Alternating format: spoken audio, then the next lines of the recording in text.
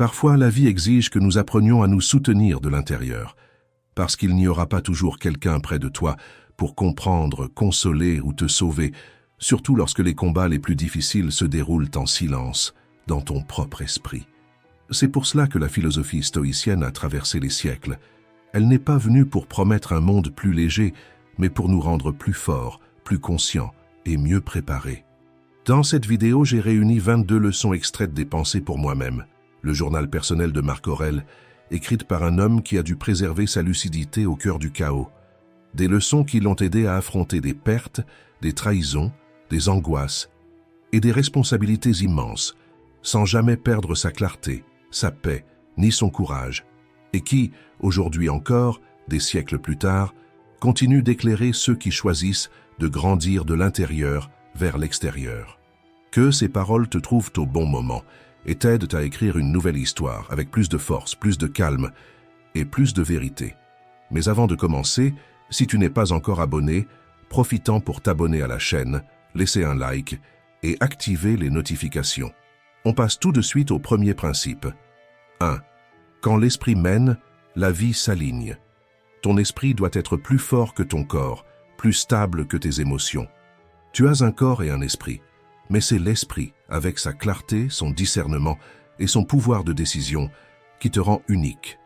Bien utiliser cette capacité, c'est tirer le meilleur de ce que la nature t'a offert. Au fond, tu sais exactement ce que tu dois faire, tu sais que tu dois agir, étudier, prendre soin de toi, prendre des décisions. Mais souvent, tu ne le fais pas, simplement parce que tu laisses ton corps commander. Quand tu décides de faire quelque chose, comme lire pendant une demi-heure, et que tu ne le fais pas parce que tu es fatigué, paresseux, ou que tu manques d'élan, tu permets à cela de te contrôler. Dans ces moments-là, commence à te poser la question. Est-ce que je vais laisser cela me dominer?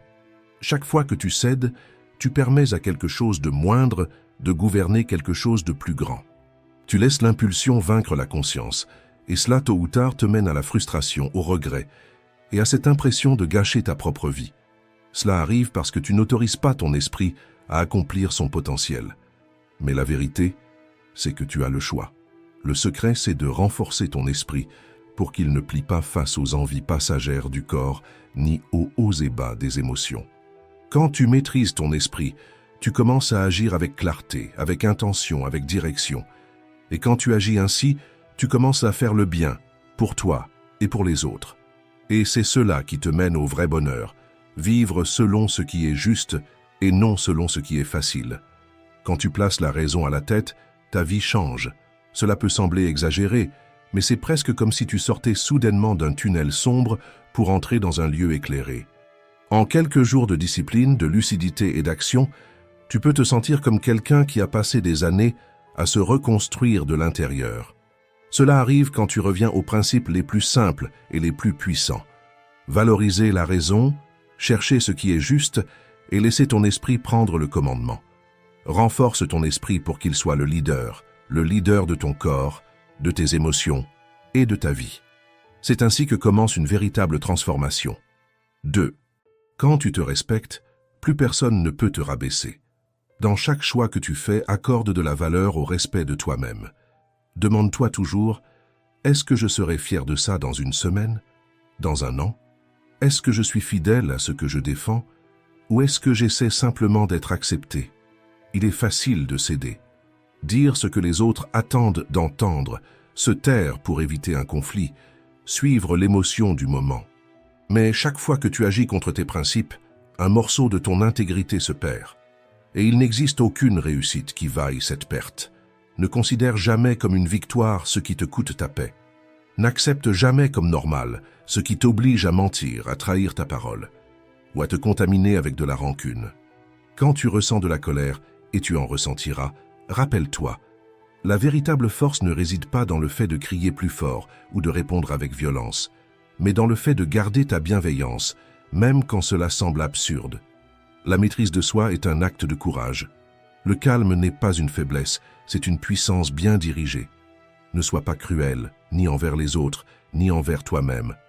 Mais ne te rabaisse pas non plus par manque d'affection. Ne marchande pas tes valeurs pour plaire à ceux qui méprisent ta vérité. Celui qui a du respect pour lui-même ne mendie pas la validation. Il vit en paix avec sa conscience et c'est cela, la véritable liberté. 3. Fais simplement ce qui doit être fait. Être solide dans la vie, ce n'est pas seulement paraître fort de l'extérieur, c'est avoir le courage de faire ce qui doit être fait. La véritable indépendance commence quand tu cesses d'attendre que quelqu'un d'autre résolve les choses à ta place et que tu assumes tes responsabilités avec sérieux, où que la vie t'ait placé. Parfois, le contexte est injuste. Parfois, le poids semble trop lourd à porter. Mais c'est précisément dans ces moments que tu prouves ta force, non pas en fuyant, mais en affrontant. Arrête de nourrir la peur avec des questions comme « Et si tout se passe mal ?» et commence à te guider avec une autre. Est-ce que c'est la bonne chose à faire? Le vrai respect naît quand tu fais face à la peur, pas quand tu la fuis. Ton attention doit quitter ce qui pourrait échouer et se concentrer sur ce que tu représentes. À chaque choix, demande-toi, ce geste m'élève-t-il ou me rabaisse-t-il? C'est cela qui façonne ton caractère, non pas ce que tu ressens dans le chaos, mais ce que tu choisis de faire, avec courage, avec honneur et avec clarté. 4. Quand la vie te montre le côté cruel des gens.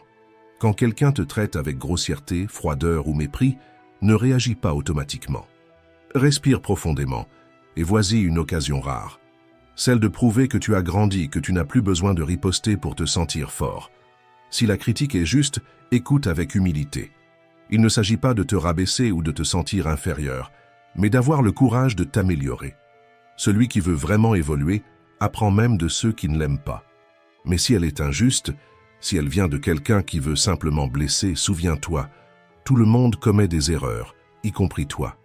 Et quand tu te rappelles cela, il devient plus facile de regarder l'autre avec compassion plutôt qu'avec colère. Et lorsque ce sera à ton tour de corriger quelqu'un, que ce ne soit ni avec le doigt pointé, ni avec des paroles tranchantes. Corrige avec fermeté, mais avec respect. Non pas pour dominer, mais pour aider. Et si malgré cela, cela ne donne rien, alors enseigne par l'exemple. La vertu est une langue que les ignorants ne peuvent pas effacer. La bienveillance, par exemple, désarme l'agressivité de beaucoup. Quand tu réponds au mal avec dignité, celui qui attendait un conflit reste sans réaction. Et même si l'autre reste grossier, offensant, cruel, ne te perds pas à vouloir le vaincre. Car la plus grande défaite, c'est de laisser son comportement te transformer. Si tu as fait confiance à quelqu'un qui ne le méritait pas, ne te déteste pas pour cela. L'erreur vient de la naïveté, pas de ton essence. Continue à croire en la bonté, mais ouvre les yeux. Il existe des personnes malveillantes, oui, et plus vite tu l'acceptes, plus fort tu deviens. Le mal des autres ne corrompt ton âme que si tu réponds sur le même ton. Ta mission, c'est de préserver qui tu es. La meilleure réponse à la méchanceté, ce n'est pas la vengeance, c'est de ne pas devenir semblable à l'ennemi. C'est de garder ta lumière allumée, même quand le monde essaie de l'éteindre. 5. Change ton interprétation, et tout autour de toi se transforme. Marc Aurèle nous révèle l'un des outils mentaux les plus puissants que l'on puisse posséder.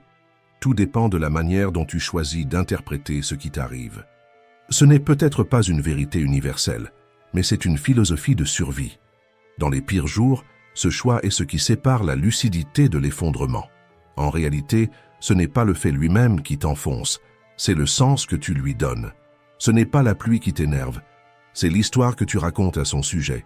Ce n'est pas le trafic qui gâche ta journée, c'est le poids que tu donnes au retard.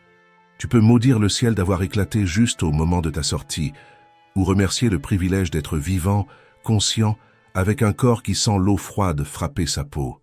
Tu possèdes cette clé. La clé pour transformer ta manière de voir le monde, et, en le faisant, transformer ce que tu ressens à l'intérieur. L'esprit, lorsqu'il est entraîné, nettoie les interprétations toxiques, les pensées défaitistes, les jugements impulsifs. Et là où il y avait de la colère, commence à naître la paix. C'est ça le secret. Contrôler ton esprit avant qu'il ne te contrôle. Entraîner ton regard à voir le bon côté, même au milieu du chaos. Parce qu'au bout du compte, tu es ce que tu penses, tout le temps. Et si tes pensées sont sombres, ton âme s'éteint aussi. Observe ton esprit. Regarde ce que tu nourris au réveil, ce que tu répètes avant de dormir, ce qui occupe tes silences. Parce que c'est cela qui détermine la direction de ta vie. Ton âme sera toujours teintée par la couleur de tes pensées, alors peins avec conscience. 6. Ne t'isole pas du monde. Même si parfois cela semble plus simple de s'éloigner, de disparaître, de renoncer aux gens, ne fais pas ça. La vie n'a pas été faite pour être vécue seule. Nous sommes faits pour vivre ensemble, pour apprendre les uns des autres, pour servir et être réellement utiles. Et même si le monde t'irrite, même si certaines personnes semblent impossibles à supporter, ne laisse jamais la colère ou le découragement durcir ton cœur. Ne te referme pas parce que quelqu'un a été amer avec toi. Ne te cache pas parce que quelque chose t'a blessé. Le monde a encore besoin de ton bien, il y a encore tant à faire, et ta bonté est une pièce essentielle de tout cela. Aider fait du bien. Et pas parce que tu recevras quelque chose en retour, mais parce que faire ce qui est juste donne un sens à ta vie. Apprends à aimer les gens, même avec leurs erreurs. Quand tu comprends que tout le monde échoue, y compris toi, le jugement se transforme en empathie. Au fond, nous sommes tous dans le même bateau. Personne ne vivra éternellement. Personne ne sortira indemne de cette vie. Et même si quelqu'un tente de te blesser, cette douleur ne t'atteint que si tu le permets. Il ne te touche que si tu ouvres la porte. Tu veux une stratégie concrète? Arrête de te concentrer sur ce que les autres font de mal et commence à chercher ce qu'ils ont de bon. Peut-être que cette personne a une énergie contagieuse, ou une simplicité belle à observer, ou une générosité discrète que personne n'applaudit, mais qui transforme l'atmosphère. Tout le monde a quelque chose. Et quand tu te concentres là-dessus, tu ne fais pas que changer ta vision du monde, tu te changes toi-même. Tu cesses d'être celui qui critique, et tu deviens celui qui inspire. Et cela est rare, et profondément nécessaire. 7. Coupe la plainte de ta vie.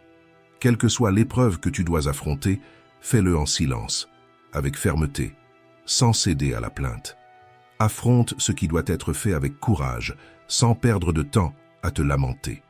Si tu ne peux pas le faire seul, demande de l'aide avec humilité, sans orgueil et sans honte, mais fais-le sans murmures intérieurs, sans plaintes déguisées en pensées, parce que se plaindre, c'est nourrir la faiblesse, tandis qu'agir en silence est un exercice de puissance intérieure.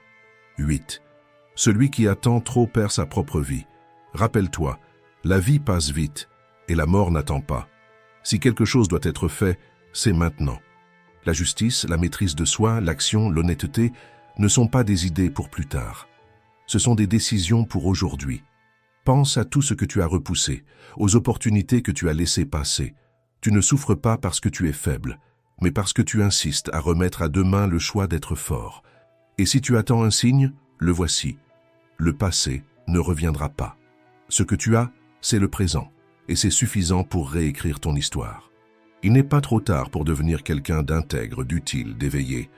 Peut-être que tu n'écriras pas de livre, que tu ne monteras pas sur un podium, ni ne changeras le monde entier, mais ta conduite peut encore être grande. Reconnais tes limites, mais n'accepte pas une vie gaspillée. La mort viendra, qu'elle te trouve éveillé, entier, vivant de tout ton être. 9. Choisis le bon chemin. Choisis le chemin de la droiture, même s'il est solitaire. Si quelque chose est mauvais, ne le fais pas. Si quelque chose n'est pas vrai, ne le dis pas. Ne fais rien de mal sous prétexte que les autres le font et ne te préoccupe pas de savoir si l'on va te féliciter pour cela. Quand tu fais le bien, que ce soit par conviction, non par convenance, le bien, quand il est sincère, n'a pas besoin de spectateurs. Il se suffit à lui-même, dans l'intention pure et dans l'action juste. Le véritable plaisir ne réside pas dans la reconnaissance, mais dans l'intégrité, dans l'accumulation de petits actes de vertu, même si personne ne les voit, même si personne ne te remercie. Si quelqu'un agit mal envers toi, ne réponds pas sur le même ton, ne t'éloigne pas de ton essence simplement parce que l'autre s'est éloigné de la sienne. Sois fier de chaque tentative sincère de faire le bien, aussi modeste soit-elle, car cela, déjà, signifie que tu es sur le bon chemin. Tu ne contrôles pas la réponse du monde, mais tu contrôles ton attitude. Si diriger implique des critiques, accepte-les. Si marcher droit t'éloigne de certains, continue quand même. La vertu ne demande pas d'approbation, elle demande de la fermeté. Ne laisse pas l'opinion des autres définir ton chemin. S'il faut chercher quelque chose, que ce soit ta propre paix de conscience. 10. Aie une direction claire. Parce qu'il est facile de se perdre dans le mode automatique en répétant des gestes, des routines, des réactions, sans même se rendre compte d'où l'on va, ni pourquoi on fait ce que l'on fait. Évite d'être seulement poussé par l'habitude, ou entraîné par des choix qui ne représentent pas qui tu es. Essaie plutôt d'observer ton esprit à distance, comme si c'était celui d'un autre. Avec clarté, sans jugement mais avec un regard critique, en cherchant à comprendre ce qui guide tes choix et s'ils ont encore du sens pour la personne que tu veux devenir. Demande-toi toujours, à quoi est-ce que j'utilise mon esprit en ce moment? Quel genre de personne suis-je en train d'être? Est-ce que j'agis comme un enfant, un tyran ou un animal? Qu'est-ce qui me pousse à agir ainsi? Quand tu apprends à maîtriser tes pensées et à organiser tes comportements, la sérénité devient inévitable.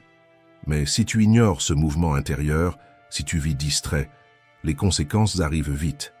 Insécurité, anxiété et un vide qui grandit sans nom. La paix est toujours disponible. Il suffit de fermer les yeux, de faire taire les bruits et de revenir à l'intérieur. Mais fais-le avec sagesse, non comme une fuite, mais comme un retour à toi-même. Reste le temps nécessaire pour retrouver ta direction. Puis, reviens dans le monde avec de la clarté dans les yeux, de la fermeté dans les pas et de l'intention dans le cœur. 11. Quand tu crois en toi, rien ne peut t'arrêter. C'est étrange comme nous pouvons nous aimer plus que n'importe qui, et pourtant accorder plus de poids à l'opinion des autres qu'à notre propre voix intérieure. Cela ne veut pas dire qu'il faut être arrogant, mais avoir le courage de faire confiance à son propre jugement, de suivre ce en quoi l'on croit avec fermeté, sans vivre prisonnier de la peur de déplaire ou d'être mal compris. Tu sais ce qui te fait avancer. Tu connais tes pourquoi. Et tu n'as pas à justifier chaque pas à ceux qui ne marchent pas à tes côtés. Le pire, c'est de chercher à conquérir l'attention ou les applaudissements de personnes que tu ne respectes même pas. As-tu déjà pensé à l'incohérence de cela? Pourquoi chercher l'approbation de ceux que tu n'admires pas? Marc Aurèle disait de ne pas se laisser séduire par les éloges, qu'il faut se demander si cette soif de reconnaissance ne nous éloigne pas de ce que nous sommes vraiment. Sois entier. Sois honnête avec toi-même. Tu n'as pas besoin de te modeler, de te cacher ou de te déguiser pour entrer dans le regard des autres. Ce qui a vraiment de la valeur, c'est la liberté d'être qui tu es, même quand personne n'applaudit. 12. La force réside dans la flexibilité. Il vaut bien mieux être confronté à la vérité que de rester confortablement installé dans l'illusion. C'est pourquoi il faut garder l'esprit ouvert, comme une porte qui ne se ferme jamais. Être prêt à écouter, à réfléchir, à ajuster le chemin ne t'affaiblit pas, cela te libère. Changer d'avis n'est pas un signe d'instabilité, c'est un signe d'intelligence. C'est la preuve que tu es vivant à l'intérieur, suffisamment conscient pour reconnaître que tu as pu te tromper, et suffisamment mûr pour faire quelque chose à ce sujet. Mais ne change pas juste pour plaire aux autres, ni par peur de ce qu'ils vont penser. Le vrai changement naît de l'intérieur, quand ce que tu découvres commence à faire plus de sens que ce que tu croyais auparavant. Change pour de vraies raisons. Change quand tu sens qu'un chemin plus juste, plus lucide, plus aligné avec la personne que tu veux devenir, s'ouvre devant toi. 13. Embrasse la liberté, même quand elle te dérange. Apprends à accepter que chaque personne a le droit de penser différemment de toi, même quand cela te dérange. Tout n'a pas besoin d'être débattu, corrigé ou gagné. Parfois, le vrai signe de maturité, c'est d'écouter en silence et de choisir comment réagir, plutôt que d'essayer de contrôler. Écoute avec empathie, même lorsque les mots de l'autre ne résonnent pas avec tes vérités. Essaie de te mettre à la place de celui qui parle, sans te précipiter pour juger, sans ressentir le besoin d'être d'accord. Croire en la liberté, c'est aussi défendre que les droits doivent s'appliquer à tous, de manière égale, quel que soit le nom, l'apparence ou le statut social. Et se souvenir que tout système qui accorde plus de valeur à certains qu'à d'autres est déjà né de travers. Si tu occupes une position de leadership à la maison, au travail, peu importe où, comprends que le pouvoir est une épreuve et que beaucoup échouent, corrompus par la vanité, la soif de contrôle ou le sentiment de fausse supériorité. La philosophie te rappelle que personne n'est à l'abri de la tyrannie. Elle commence dans les petits gestes de mépris, dans la rigidité, dans l'envie d'imposer.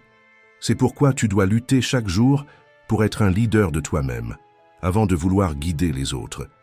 Garde ton sang-froid, choisis le chemin de l'équité, et souviens-toi, la vraie grandeur, c'est de respecter la liberté de chacun, même quand tu aurais le pouvoir de la nier. 14. L'obstacle est la porte que tu dois ouvrir. Dans la vie, les obstacles ne sont pas des détours, Ce sont souvent le chemin même que tu dois emprunter. Tu peux faire semblant qu'il n'existe pas, te plaindre ou te sentir victime. Ou tu peux suivre le conseil de Marc Aurèle et les voir comme une chance de grandir. Très bien. Quelle nouvelle porte cela peut-il ouvrir? Cette simple question change tout, parce qu'elle montre que ce n'est pas le problème qui détermine ton avenir, mais la manière dont tu y réagis. L'esprit humain a un pouvoir extraordinaire d'adaptation. Et lorsque tu apprends à rediriger la douleur, la frustration ou l'échec vers quelque chose d'utile, ce qui semblait être un mur devient une direction. Ce qui te bloquait commence à te faire avancer. Évidemment, personne ne souhaite affronter des difficultés. Perdre son emploi, tomber en panne de voiture ou vivre une rupture, ce n'est jamais agréable. Mais au lieu de sombrer dans la révolte, tu peux te relever avec une nouvelle question. Qu'est-ce que cette situation essaie de m'apprendre? Ce changement de perspective transforme la souffrance en clarté, le problème en mission.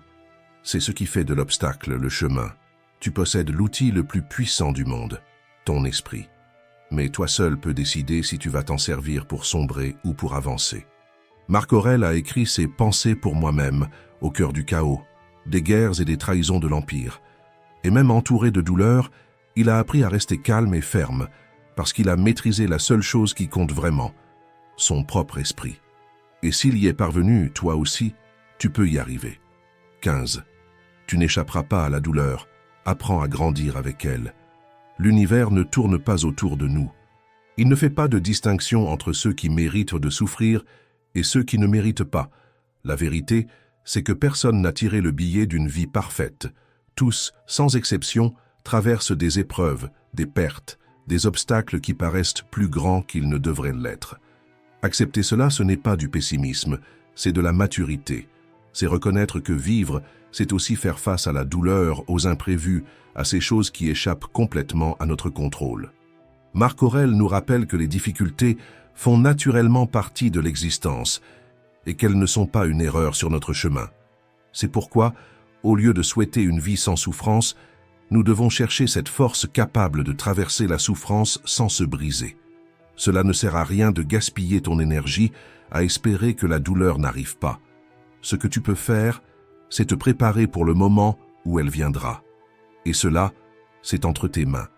Tu peux cultiver un esprit ferme, comme un rocher au bord de la mer qui ne cherche pas à arrêter les vagues, mais qui refuse aussi de se laisser emporter.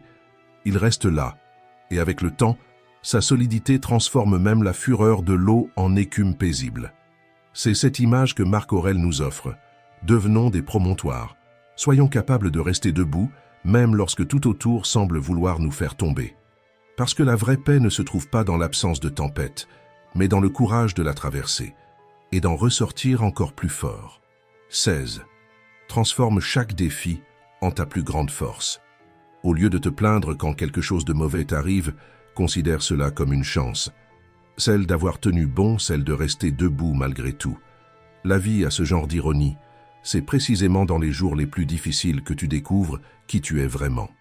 Marc Aurèle disait que, face à la tristesse, il ne faut pas se concentrer sur la malchance, mais sur l'opportunité de révéler du courage, de forger son caractère à partir de ce qui aurait pu nous briser.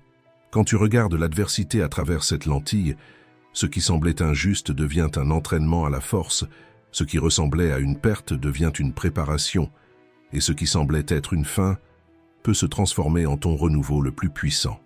17. Le cycle infini de l'existence. Le monde change sans cesse, mais l'essence de l'expérience humaine demeure. Les douleurs se répètent, trahison, perte, désillusion, échec. Tu peux penser que ta souffrance est unique, mais ce n'est qu'un tour de plus dans la spirale de l'existence, et tôt ou tard chacun y est confronté. C'est un cycle inévitable, mais certains s'y perdent, tandis que d'autres s'éveillent. Quand la douleur frappera, mais elle frappera, remplace la question « Pourquoi cela m'arrive-t-il » par « Qu'est-ce que cela essaie de m'enseigner » Quelle version de toi va émerger après cela? Celle qui se brise ou celle qui s'élève? Des milliers de personnes sont déjà passées par des situations semblables, ou pire. Beaucoup se sont effondrés, d'autres ont décidé de résister. Elles ont compris que nourrir le ressentiment ne fait que prolonger l'abîme, et que le chemin de la guérison commence quand tu transformes ta blessure en force. Marc Aurèle nous rappelle « Nous ne sommes pas ici pour être épargnés, mais pour être forgés. Chaque douleur est une opportunité de renforcement, si tu as le courage de l'affronter avec sagesse. À la fin, tout revient à l'origine. Toute attente mal placée devient frustration. Tout attachement aveugle se transforme en souffrance. Le stoïcisme ne t'ordonne pas de fuir la douleur. Il t'enseigne à retrouver l'essentiel, ce qui dépend de toi, ce qui construit qui tu es. 18. Concentre-toi sur ce qui est juste devant toi. Arrête de tourner en rond et de gaspiller ton temps avec des distractions creuses. Quand tu choisis un chemin, suis-le avec fermeté, sans te courber à chaque doute ou inconfort passager. Si tu veux atteindre la paix intérieure, apprends à faire moins de choses, mais avec excellence. Traite chaque action comme si c'était la dernière de ta vie, avec une présence totale, une lucidité entière, sans permettre à tes émotions d'interférer dans ton discernement. Coupe les pensées inutiles à la racine. Arrête de projeter des peurs dans l'avenir, d'inventer des angoisses qui n'existent même pas encore. Reviens à l'instant présent. Fais ce qui est à ta portée avec le sérieux de celui qui sait que ce moment est unique, irréversible, définitif.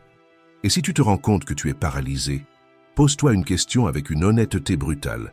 Qu'est-ce qui m'empêche vraiment d'agir? La plupart du temps, la réponse sera une excuse fragile dont tu auras toi-même honte. Et s'il y a quelque chose en toi que tu ne peux pas changer, comme une limitation physique ou une cicatrice du passé, arrête de te battre contre l'inévitable. Ne le cache pas, ne fuis pas. Redirige ton énergie vers ce qui est réellement sous ton contrôle. Cultivez des vertus comme le courage, la patience, la droiture, la générosité, la modération et l'intégrité. C'est cela qui forge ta vraie force, et c'est cela que personne, absolument personne, ne peut t'enlever. 19. Relève-toi, réorganise, recommence. Il n'y a pas de véritable évolution sans détour. Personne ne suit une ligne droite. Tout le monde glisse, tombe, se perd à un moment ou à un autre. Mais ce qui différencie ceux qui évoluent, c'est la capacité à reconnaître l'erreur, à se relever rapidement et à reprendre la direction avec fermeté. Plus tu te repositionnes vite, plus tu deviens résilient face au retournement de la vie. Les vraies transformations se construisent lentement et les rechutes font partie du processus. Les anciens schémas reviennent, surtout quand tu es fatigué, frustré ou dans le doute. Dans ces moments-là, ne cède pas au découragement. Observe avec sincérité où tu as perdu le rythme et choisis de recommencer sans culpabilité, sans te maltraiter. Ignore la voix qui dit qu'échouer, c'est la fin. Ce n'est pas vrai. Échouer est juste une invitation à revenir, plus conscient. Tous les jours ne seront pas lumineux, mais chaque tentative de te réaligner est déjà un pas en avant. Respecte cet effort, même imparfait. Et souviens-toi, tu n'as rien à prouver à personne. Quand l'ego prend le volant, quand le besoin de montrer des résultats devient plus fort que l'intention de progresser, tu te détournes de ton essence. Le véritable progrès est discret, discipliné et tourné vers l'intérieur. Il ne cherche pas la scène, il cherche la transformation. 20. Vois la réalité sans filtre. Une façon efficace de réduire le pouvoir que les choses exercent sur nous, c'est de les regarder avec réalisme. Marc Aurèle faisait cela avec une grande maîtrise. Il ne voyait pas le vin comme une boisson raffinée, mais comme du jus de raisin fermenté. Il ne voyait pas ses habits pourpres comme des symboles de pouvoir, mais comme de simples tissus teints avec de l'encre de mollusque. Ce regard direct, sans illusion, ne s'applique pas seulement aux objets, mais aussi aux comportements humains. Essaie d'observer ce qui se cache derrière les attitudes des gens. Quels sont les principes qu'ils suivent? Que cherchent-ils réellement quand ils agissent avec vanité, arrogance ou une douceur excessive? Tous les compliments ne sont pas sincères, toutes les critiques ne sont pas justes, et toutes les admirations ne sont pas le signe d'une véritable valeur. Demande-toi avec honnêteté, ce jugement négatif me rend-il moins digne? Ce compliment change-t-il ce que je suis au fond de moi? Quand tu commences à voir au-delà des apparences, tu cesses d'être mené par les émotions des autres et tu commences à guider les tiennes. C'est ce type de clarté qui libère, parce que ce n'est qu'en voyant les choses telles qu'elles sont vraiment que tu peux agir avec liberté, et non comme une marionnette de la vanité, de l'opinion des autres ou des caprices de l'ego. 21. L'argent n'a pas d'âme. L'argent en soi n'est ni bon ni mauvais. Il ne fait que révéler ce qui habite déjà en toi. Il amplifie ton caractère, expose tes intentions, illumine ou assombrit ton essence, cela dépend de celui qui le tient. Ce n'est pas la somme qui compte, mais ce que tu en fais. L'erreur commence quand on confond bien avec bonté, richesse avec valeur, accumulation avec succès. As-tu déjà remarqué combien de personnes vivent entourées de luxe et pourtant se sentent vides, insatisfaites, perdues? C'est parce que la véritable richesse ne s'est jamais mesurée en chiffres, mais en conscience, en lucidité, en dignité et en paix. Lorsque tu attribues trop de valeur à ce que tu possèdes, tu commences à oublier qui tu es. Et là naissent la peur de perdre, la jalousie de ceux qui ont plus, et la course sans fin vers quelque chose qui ne sera jamais suffisant. Et tant le désir obsessionnel que le mépris arrogant nous rendent esclaves, parce qu'ils nous font tourner autour du même idole, la matière. Le stoïcisme enseigne un autre chemin, plus solide, plus libre, plus authentique. Utilise ce que tu possèdes avec sagesse, avec intention, sans attachement ni honte. Si la vie t'a beaucoup donné, que cela ne te corrompe pas. Si elle t'a donné peu, que cela ne t'éteigne pas. Et si un jour elle t'enlève tout, que cela ne t'anéantisse pas. La véritable liberté commence au moment précis où tu comprends. Rien à l'extérieur de toi n'a le pouvoir de définir qui tu es. Alors arrête-toi et demande-toi, si je perdais cela, qu'est-ce qui ferait vraiment mal? La perte elle-même, ou l'ego blessé de devoir y renoncer? Parce que le problème n'a jamais été d'avoir de l'argent. Le problème, c'est quand l'argent t'a. 22. La gratitude te sauve de l'intérieur. La gratitude a le pouvoir de transformer ta manière de voir la vie. Marc Aurèle le savait, et c'est pour cela qu'il commence son livre « Penser pour moi-même » en remerciant pour les leçons qu'il a reçues dès sa jeunesse. Il exprime sa gratitude pour avoir appris à contrôler son tempérament, à valoriser le caractère, à cultiver la générosité, la charité et même la bonne humeur. Il reconnaît l'importance de la simplicité, du travail manuel, de l'éducation et de l'effort quotidien comme outil de formation intérieure. Mais il ne s'arrête pas là. Il évoque aussi la valeur de se tenir à l'écart des commérages, d'éviter de se mêler des disputes des autres et de toujours parler avec clarté et respect. Il a enseigné que nous devrions résoudre les désaccords avec paix et que la liberté d'expression doit aller de pair avec la responsabilité. Pour Marc Aurèle, la gratitude, c'était aussi reconnaître les cadeaux de la vie, y compris la présence des autres. C'était savoir complimenter sincèrement, sans flatterie, et ne pas se cacher derrière l'excuse du « je suis trop occupé » pour éviter d'écouter un ami, soutenir un enseignant ou offrir une vraie attention à un enfant. Il nous invite à agir avec dignité, à traiter chacun selon son mérite, à éviter les critiques creuses et surtout à ne pas parler de ce que c'est qu'être une bonne personne, mais simplement à l'être. Ces leçons ne sont pas seulement de la philosophie ancienne, ce sont des rappels vivants que chaque personne passée dans ta vie, même celle qui t'ont blessé, t'a laissé quelque chose. Et quand tu commences à voir même la douleur avec gratitude, quelque chose change à l'intérieur. La gratitude cesse d'être un beau geste et devient une façon de vivre. Si cette vidéo t'a touché d'une manière ou d'une autre, écris en commentaire. Quelle est la vertu que tu as le plus besoin de cultiver aujourd'hui? Et si tu n'es pas encore abonné, abonne-toi, aime, partage et merci pour ton écoute.